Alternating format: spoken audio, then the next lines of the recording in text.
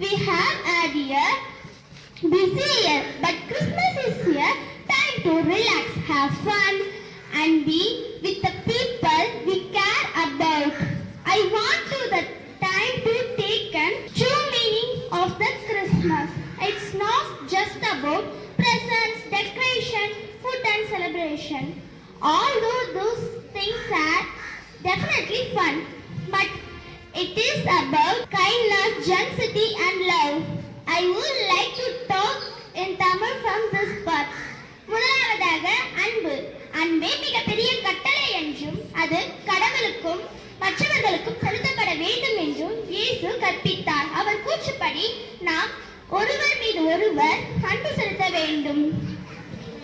எடுத்துக்காட்டாக நமது நண்பர்கள் சிலர் அழகாக படம் வரைவார்கள், சிலர் அழகாக எழுதுவார்கள், சிலர் அழகாக பேசுவார்கள், சிலர் நன்றாக படிப்பார்கள்.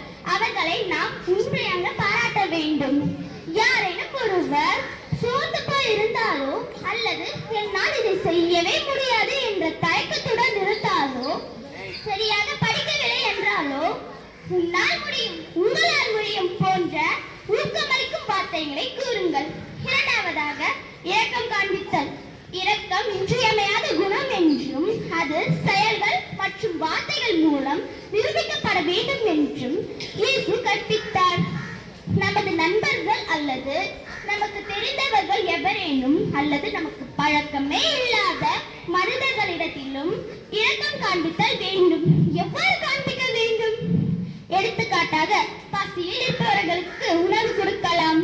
உதவியின்றி நம்மிடம் கேட்டு வருபவர்களுக்கு நம்மால் ஏற்ற உதவியை செய்யலாம். மனச்சோர்வும் மன அழுத்தமும் கொண்டு ஒருவர் இருந்தால் அவரை அதிலிருந்து வெளிக்கொண்டு வரலாம்.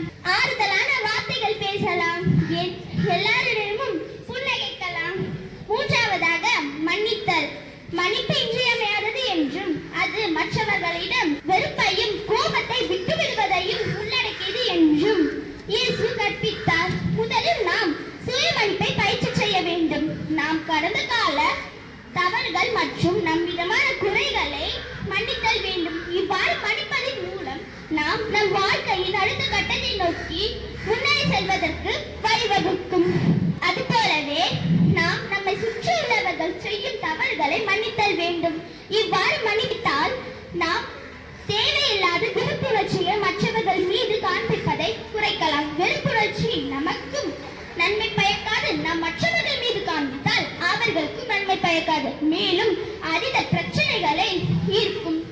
இந்த 21ஆம் நூற்றாண்டில் நாம் அனைவரும் அவரவர் தேவையை பூர்த்தி செய்ய வாழ்வில் ஓடிக்கொண்டிருக்கிறோம்.